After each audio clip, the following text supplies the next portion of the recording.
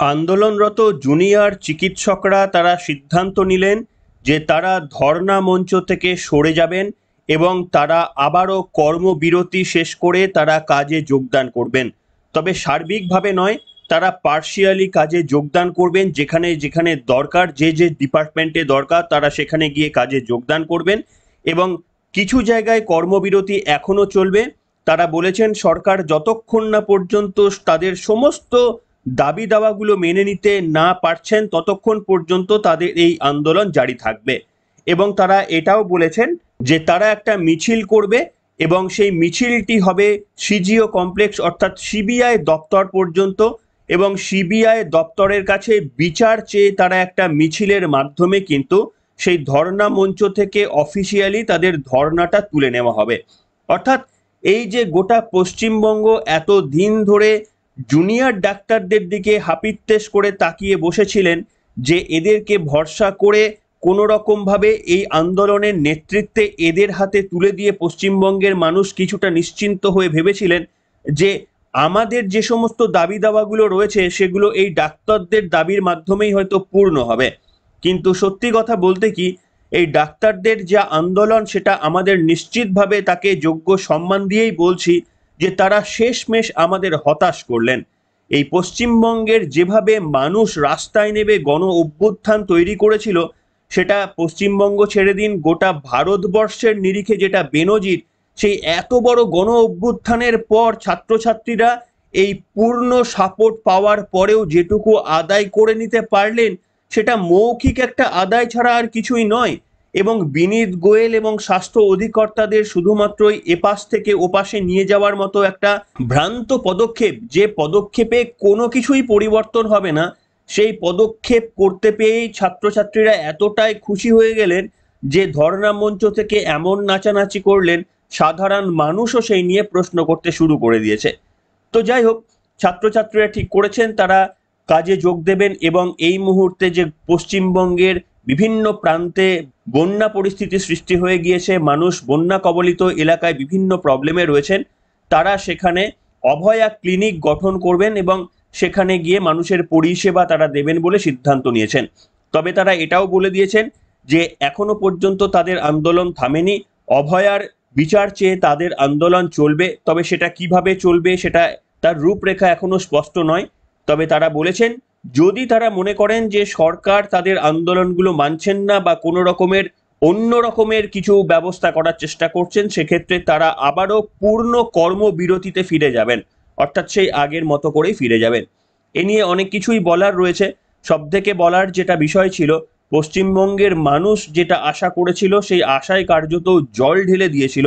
তার কারণ যে আন্দোলন পশ্চিমবঙ্গের মানুষ তৈরি করতে পেরেছিল, ডাক্তাররা হঠাৎ করেই ২-৩ দফা নবান্নের সঙ্গে বৈঠক করে যে সিদ্ধান্তে তারা উপনীত হলেন এবং যেখান থেকে রাজ্যের মাননীয় মুখ্যমন্ত্রী একজন প্রখর বুদ্ধিসম্পন্ন রাজনৈতিকবিদ কার্যত তাদেরকে বাপি বাড়িজা গোছের ঢঙে একেবারে এই আন্দোলন থেকে ফিরিয়ে দিলেন, তারা নাচানাচি করে ভাবলেন যে অনেক কিছুই পেয়ে গিয়েছি। আসলে মমতা বন্দ্যোপাধ্যায়ের রাজনীতিতে তেমন কোনো দাগই কাটতে পারলেন না এই ছাত্রছাত্রীরা এত জনসমর্থন পাওয়ার পরেও। তাই এই আন্দোলনকে আপনারা সাকসেস বলবেন না ফেলিওর বলবেন, সেই বিশ্লেষণ আগেও করেছি, হয়তো আগামী দিনেও চাইলে করতে পারি। তবে এই মুহূর্তে আপনাদের যেটা দেখাতে চাইবো যে ছাত্রছাত্রীদের এই আন্দোলনের ফলে পশ্চিমবঙ্গের অবস্থার কোথাও যে পরিবর্তন হবে না, এটা ছাত্রছাত্রীরা বুঝতে পেরেছে কিনা জানি না, পশ্চিমবঙ্গের মানুষ বুঝতে পেরে গিয়েছে। আসুন এই প্রেক্ষিতেই আপনাদের একটা ভিডিও দেখায়। এই মমতা বন্দ্যোপাধ্যায় পুলিশ প্রশাসনের এত রদবদল করলেন না, বিনীত গোয়েলকে সরিয়ে মনোজ পান্তকে আনলেন, ডিসি নর্থকে সরিয়ে কম গুরুত্বপূর্ণ জায়গায় পোস্টিং দিয়ে দিলেন এবং ছাত্রছাত্রীরা খুশি হলেন, ভাবলেন আমূল পরিবর্তন হবে পশ্চিমবঙ্গের মানুষ। এবং আমরা তো বলেইছিলাম যে এটা কোনো পরিবর্তন নয়। আপনাদের দেখাবো যে এটা পরিবর্তন নয়, তার একটা ছোট্ট প্রমাণ আপনাদের দেখাবো। একজন পুলিশ, কর্তব্যরত একজন পুলিশ, তিনি পুলিশের খাকি উর্দি পরে মদ্যপ অবস্থায় উত্তর দিনাজপুরের রায়গঞ্জ শহরের ঘড়িমোড় এলাকায় তিনি কিভাবে রাস্তায় দাঁড়িয়েছিলেন দেখুন। এবং এমনই তার অবস্থা, গাড়ি ঘোড়া তাকে ধাক্কা মেরে যাওয়ার উপক্রম হচ্ছে, তার কারণ তিনি নেশায় বুঁদ হয়ে রয়েছেন। শুধু তাই নয়, তার পরিচয় যখন জানার চেষ্টা করছিলেন, যে ভিডিওটি করছিলেন সেই ব্যক্তি যখন এটি জানার চেষ্টা করছিলেন, তার পরিচয় জানার চেষ্টা করছিলেন, তখন ওই পুলিশ এতই লজ্জা পেয়ে গিয়েছে যে হাত দিয়ে একেবারে বুকের ওপর লেখা নিজের নেম প্লেটটাকে আঁকড়ে ধরেছিলেন, যাতে করে কেউ দেখতে না পায় তার নাম কি। এবং শুধু তাই নয়, আপনারা শুনলে চমকে যাবেন যে এই পুলিশ, তার বিরুদ্ধে অভিযোগ করা হচ্ছে, অন্তত ভিডিওতে শোনা যাচ্ছে যে ইনি নাকি মহিলাদের টোন টিটকারি পর্যন্ত করেছেন। ভাবতে পারেন, এই পুলিশদের ওপর নাকি আমাদের রাজ্য প্রশাসন ভরসা রাখছে এবং ডাক্তাররা ভরসা করছেন এই পুলিশ প্রশাসন তাদেরকে নাকি সিকিউরিটি দেবে। আসুন আপনাদের দেখায় যে ডাক্তাররা যত সহজে মনে করছেন মমতা বন্দ্যোপাধ্যায়ের শাসনকালে সত্যি সত্যি কিছু মৌখিক দাবি দাওয়া পেয়েই তারা খুশি, আসলে যে এক চুলও পরিবর্তন হয়নি এই ভিডিওটা দেখলে বোঝা যাবে। এই ভিডিওটি শেয়ার করেছেন মোহাম্মদ সেলিম ফেসবুকে। আসেন। আরে তুমি ছবি করছো? না না, আমার মোবাইলে ক্যামেরা নাই। ভালো আছেন? ভালো আছেন? কোথায় বাড়ি আপনার স্যার? কোন থানায় আছেন? আমাদের রায়গঞ্জ থানায়। রায়গঞ্জ থানায় আছেন তো নাকি? আপনি কি ইউনিফর্ম পরে অন ডিউটিতে আছেন নাকি? না এমনি? আচ্ছা, ডিউটি তো ভালোই করছেন আপনি, দেখলাম।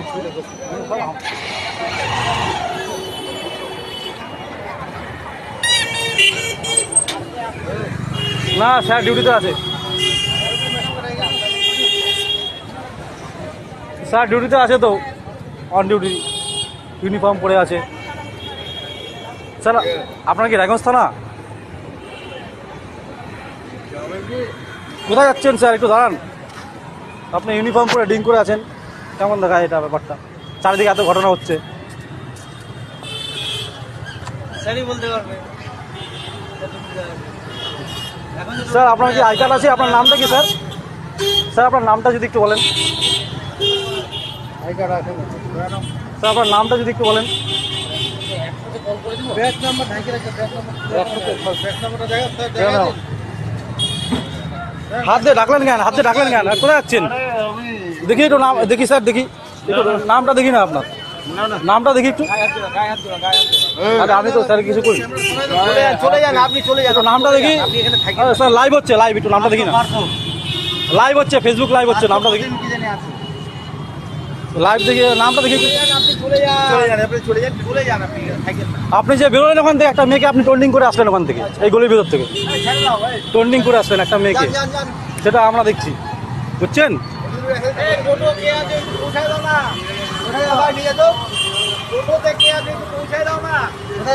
আপনি টোন্ডিং করলেন একটা মেয়েকে, আপনি টোন্ডিং করে আসলেন এই গলির ভিতর থেকে। আপনি অফিসার নামে কলঙ্ক, পুলিশ না আপনারা। দেখলেন বন্ধুরা, এটা হচ্ছে রাজ্যের পুলিশ প্রশাসন, এরা নাকি আমাদের পাহারা দেবে, আর এদের ভরসায় নাকি আন্দোলনরত জুনিয়র ডাক্তারি ছাত্রছাত্রীরা তারা আশ্বস্ত হয়ে তারা কর্মবিরতি তুলে নিলেন। সেটা ঠিক আছে, কর্মবিরতি তারা তুলে নিতে পারেন, কিন্তু আন্দোলনকে তারা যদি এক চুলো কমিয়ে দেন, তাহলে আরও একটা যে আরজিকর কাণ্ড আগামী বছরের মধ্যে ঘটবে না, এর কোনো রকমেরই গ্যারেন্টি কেউ দিতে পারবে না। বিশেষ করে দেখুন, এই সমস্ত পুলিশ প্রশাসন যখন এই রকম আচরণ করে, তখন সন্দেহটা আরো বেশি করে কিন্তু আমাদের কাছে প্রকটিত হয়। মোহাম্মদ সেলিম কি লিখেছিলেন দেখাই আপনাদের।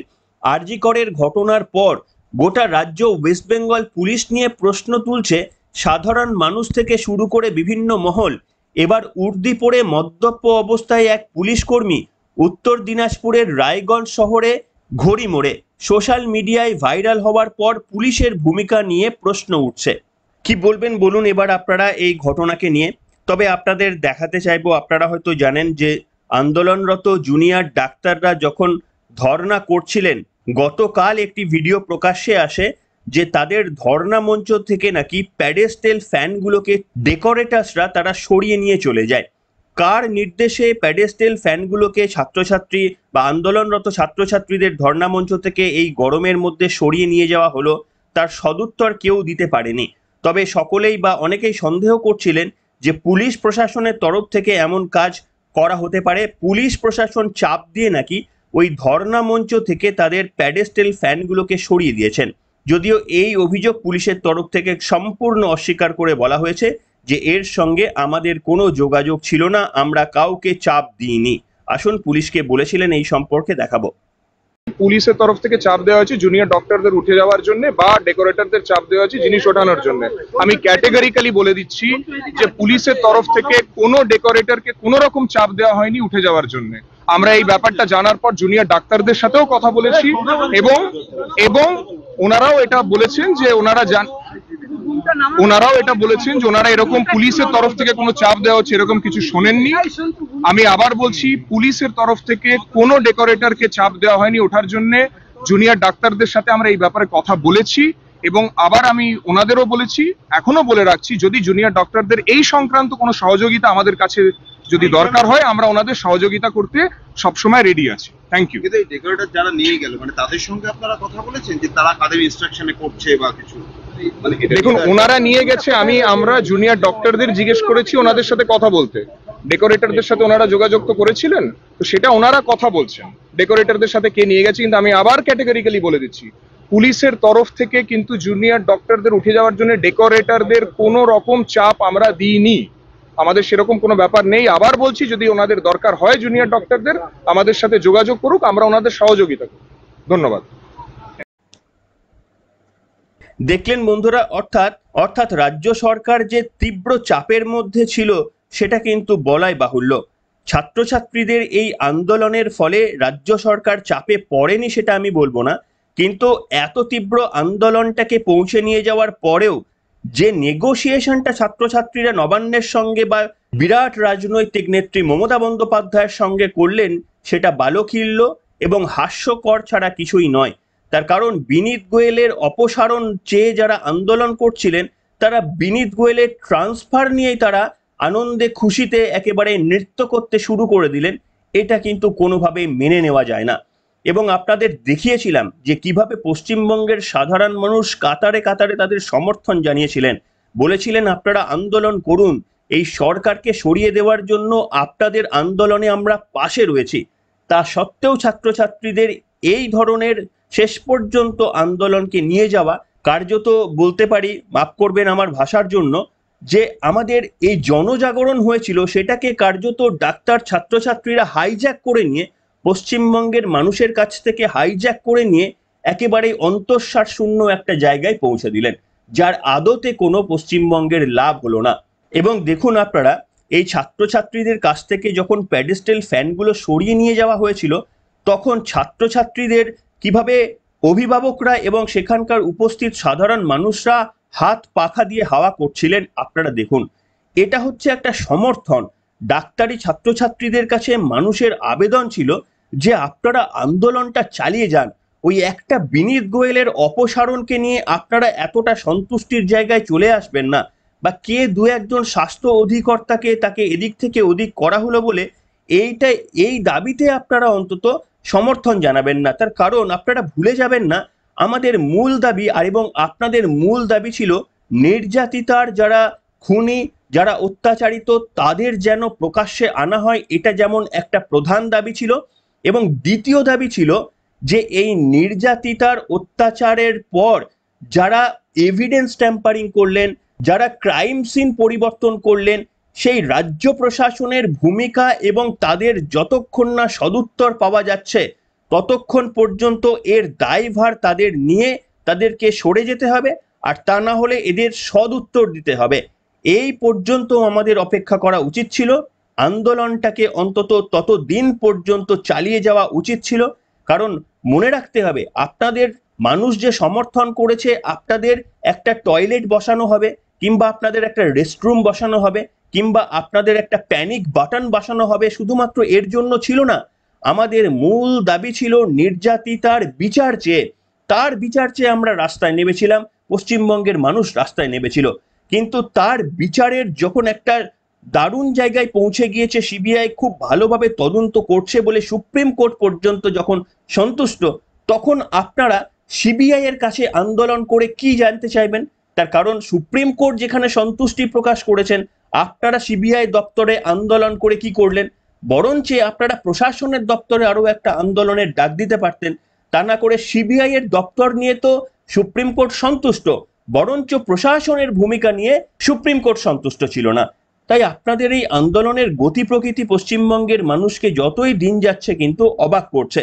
এবং অন্তত পশ্চিমবঙ্গের মানুষকে এই জায়গাটাই আপনারা নিয়ে আসবেন না যে আপনাদের বিশ্বাস করাটা কি আমাদের ভুল ছিল। আমি মনে করি না এখনো পর্যন্ত, তার কারণ আপনারা অনেক কিছু হারিয়েছেন বটে, অনেক কিছু পাওয়া উচিত ছিল সেগুলো আপনারা ঘরে আনতে পারেননি, কিন্তু আপনারা অল্প বিস্তর অর্জন করেছেন, সেটার স্বীকৃতি আপনাদের না দিলেই নয়। তার কারণ মমতা বন্দ্যোপাধ্যায়ের ইচ্ছার বিরুদ্ধে দু একজনকে যে ট্রান্সফারও করিয়েছেন, সেটাতে খুব একটা প্রশাসনিক চাপ বৃদ্ধি হয়নি, কিন্তু মমতা বন্দ্যোপাধ্যায়ের ইগোতে আপনারা আঘাত করতে পেরেছেন, যে তার ইচ্ছার বিরুদ্ধেও কিন্তু তাকে কাজ করানো যায়, সেইটুকু আপনারা করতে পেরেছেন। আদতে এটা প্রশাসনের অন্দরে বড় কোনো পরিবর্তন বা সমাজে বিরাট কোনো পরিবর্তন হবে সেটা মোটেই এমনটা ছিল না, এবং পশ্চিমবঙ্গের মানুষ কিন্তু সেটা অ্যাওয়ার রয়েছেন। এবং আপনারা ধর্ণা তুলে আপনারা সিজিও কমপ্লেক্সে মিছিল করেছেন, করার চেষ্টা করছেন, এবং সেখানে বলছেন যে সাধারণ মানুষকে যোগদান করতে। আমি জানি না এরপর সাধারণ মানুষ কতটা স্বতঃস্ফূর্তভাবে আপনারা যেদিকে বলবেন সেদিকে যাবেন, এমন পরিস্থিতি আর কতটা তৈরি হবে। তার কারণ পশ্চিমবঙ্গের মানুষের বিশ্বাস এবং মর্যাদাটা আপনারা কি 100% পূর্ণ করতে পারলেন? এই প্রশ্নটা আপনাদের সামনে করলাম। তার কারণ এতদিন যে রাস্তায় বসেছিলেন, এটা আপনারা শুধু ডাক্তার ছিলেন না, আপনারা ছিলেন আন্দোলনের মুখ। যে পশ্চিমবঙ্গবাসী আন্দোলন করছিলেন, আপনারা ছিলেন তাদের লিডার। কিন্তু শুধুমাত্রই ওই একটা বাথরুম, একটা রেস্টরুম, একটা প্যানিক বাটনের জন্য আপনারা কম্প্রোমাইজ করবেন, এটা পশ্চিমবঙ্গের মানুষ হয়ে আমরা ভাবতে পারিনি। তাই আমরা আশা করব আপনাদের এই আন্দোলন, তিলোত্তমার খুনিরা যতদিন না পর্যন্ত ধরা পড়বে আপনাদের আন্দোলন চলবে। তবে হ্যাঁ, কোনো প্রান্তিক মানুষকে হাসপাতাল থেকে ফিরিয়ে দিয়ে নয়, তাদের চিকিৎসা করেও আপনাদের আন্দোলনটা একেবারেই চলা উচিত। আপনাদের ভুললে চলবে না। এই প্রশাসনের বিরুদ্ধে অভিযোগ উঠেছে যে তারা ট্যাম্পার করেছে, সেটা আপনারাও জানেন, সেই কারণেই আপনাদের স্লোগানগুলো এই প্রশাসনের বিরুদ্ধেই ছিল। তাই আমরা দেখতে চাই আপনারা সত্যি সত্যি আন্দোলনটাকে ঠিক শেষ পর্যন্ত নিয়ে যেতে পারলেন, নাকি পশ্চিমবঙ্গের মানুষের কাছে আপনাদের সম্মানটা কিছুটা খাটো করে ফেললেন, সেটার প্রতীক্ষায় কিন্তু আমরা থাকবো। এখনকার মতো আপাতত এখানে শেষ করলাম।